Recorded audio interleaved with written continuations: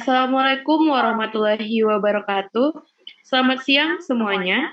Pertama-tama marilah kita panjatkan puji syukur kehadirat Allah Subhanahu wa taala karena telah memberikan rahmat sehingga kita dapat melangsungkan Zoom pada siang hari ini. Perkenalkan, nama saya Najwa Azra Felisa yang akan bertugas sebagai moderator dalam penyampaian materi dan diskusi materi yang bertajuk HIV. Adapun yang akan menyampaikan materi Nur Widya Safitri dan rekan Novita Yulianti serta Nur Anissa Nabila. Baik teman-teman, langsung saja kita mulai ke sesi penyampaian materi. Kepada Saudari Widya dipersilahkan. Oke, baik. Terima kasih atas kesempatannya. Izinkan saya menjelaskan materi pada hari ini, yaitu HIV/AIDS. Sebelumnya, apakah ada yang tahu apa itu HIV? Tidak, Kak. Oke, di sini HIV adalah virus yang menyerang sistem kekebalan tubuh yang dapat melemahkan kemampuan tubuh melawan infeksi dan penyakit. Selanjutnya, AIDS adalah kondisi di mana HIV sudah pada tahap infeksi akhir. Ketika seseorang sudah mengalami AIDS, tubuh tidak lagi memiliki kemampuan untuk melawan infeksi yang ditimbulkan. Jadi, dapat disimpulkan HIV adalah penyakit yang menyerang kekebalan tubuh sehingga tubuh rentan terkena penyakit. Selanjutnya, AIDS diidentifikasi berdasarkan beberapa infeksi tertentu yang dikelompokkan oleh Organisasi Kesehatan Dunia. Nah, di sini ada 4 tahap. Tahap pertama, penyakit HIV tidak menunjukkan gejala apapun dan tidak dikategorikan sebagai AIDS. Tahap yang kedua, meliputi infeksi-infeksi saluran pernapasan bagian atas yang tak kunjung sembuh. Pada tahap yang ketiga, meliputi diare kronis yang tidak jelas penyebabnya yang berlangsung lebih dari 1 bulan, infeksi bakteri yang parah, dan TBC paru-paru. Tahap yang terakhir, yaitu tahap yang keempat, meliputi penyakit parasit pada otak, infeksi jamur kandida pada saluran tenggorokan, batang saluran paru-paru, atau bronchi.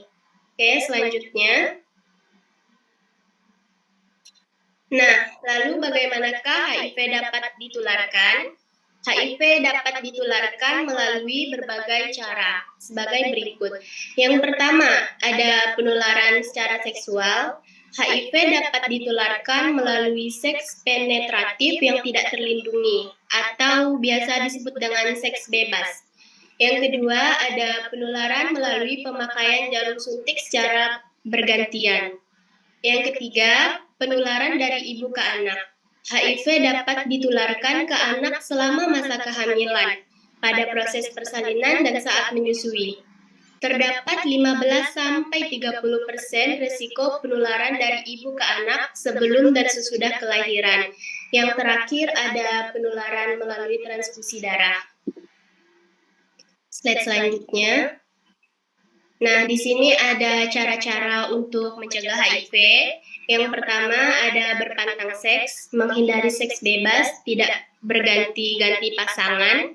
Yang kedua, katakan tidak pada setiap jenis narkoba dan apapun bentuknya. Yang terakhir, apabila akan menjalani transfusi darah, pastikan bahwa darah dan alat-alatnya steril dan telah melalui HIV dan standar keamanan darah. Selanjutnya, di sini ada tujuan diet. Yang pertama, memberikan intervensi gizi secara cepat dengan mempertimbangkan seluruh aspek dukungan gizi pada semua tahap dini penyakit infeksi HIV.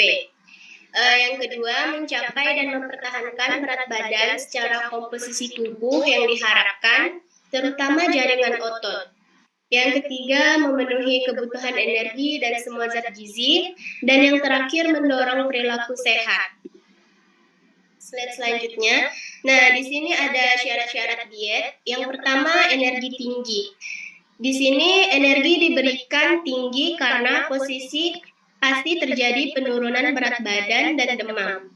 Pada perhitungan energi, kita harus memperhatikan faktor aktivitas fisik dan faktor stresnya. Di sini energi ditambahkan 13% setiap kenaikan suhu 1 derajat Celcius. Yang kedua ada protein tinggi. Protein diberi tinggi yaitu 1 sampai 1,5 gram per kilogram berat badan.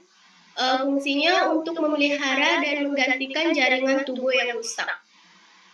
Selanjutnya ada lemak cukup. Lemak cukup yaitu 10-25% dari total kebutuhan. Apabila ada malabsorpsi, lemak yang digunakan lemak ikatan rantai sedang. Dan yang terakhir ada vitamin dan mineral tinggi. Vitamin dan mineral tinggi terutama vitamin A, B12, C, E, asam folat, kalsium, magnesium, seng, dan selenium. Jadi usahakan ketika menyusun menu, pilihlah bahan makanan yang mengandung vitamin dan mineral tersebut. Selanjutnya, nah di sini ada jenis-jenis diet HIV/AIDS. Yang pertama, diet AIDS 1 diberikan pada pasien HIV akut. Lalu ada diet AIDS kedua diberikan sebagai perpindahan diet AIDS pertama setelah tahapan akut teratasi. Diet AIDS ketiga diberikan sebagai perpindahan dari AIDS 2 atau kepada pasien tanpa gejala. Selanjutnya, nah di sini ada makanan yang dianjurkan dan tidak dianjurkan bagi penderita HIV. Yang pertama, makanan yang dianjurkan berupa buah dan sayuran, serta air putih. Dan yang kedua, makanan yang tidak dianjurkan yaitu makanan mentah. Oke, sekian penjelasan materi dari saya. Lebih dan kurangnya mohon maaf. Terima kasih. Saya kembalikan ke moderator. Baik, terima kasih kepada Saudari Widya telah menyampaikan materi yang begitu penting. Nah, saya selaku moderator akan memandu diskusi pada kali ini. Diskusi saya buka. Silahkan yang ingin bertanya diizinkan membuka mic serta menyebutkan nama lengkap. Diskusi saya buka.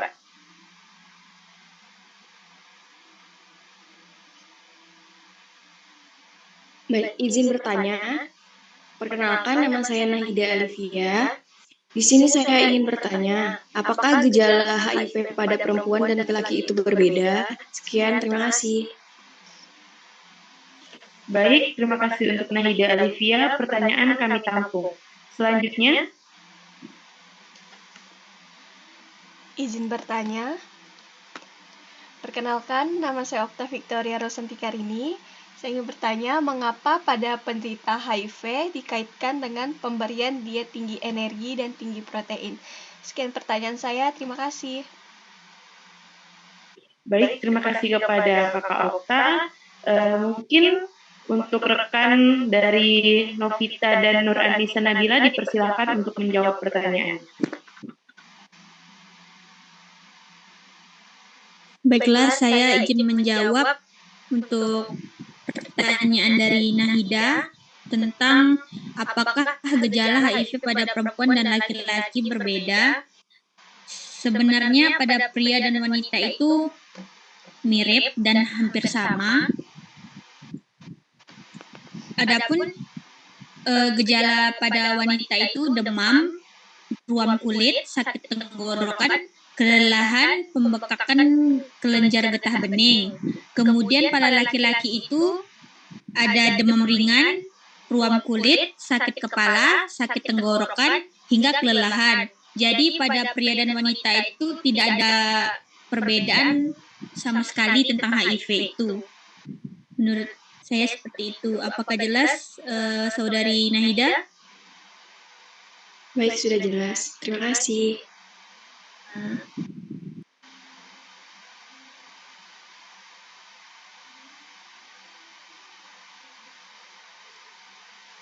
Baik, di sini saya akan menjawab pertanyaan kedua, yaitu dari Kak Okta. Pertanyaannya, mengapa pada penderita HIV dikaitkan dengan pemberian diet tinggi energi dan tinggi protein?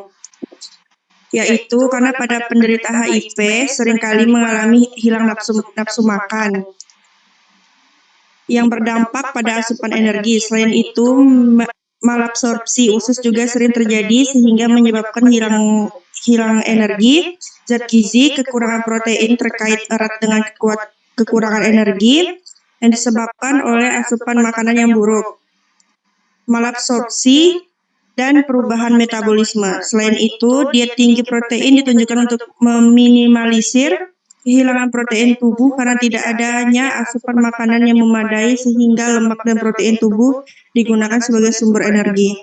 Sekian penjelasan dari saya untuk Kak Okta. Apakah jelas? Sudah jelas, terima kasih. Nah, begitulah sesi tanya jawab pada siang hari ini. Saya rasa sudah cukup. Terima kasih kepada teman-teman telah menyimak materi HIV dari awal hingga akhir.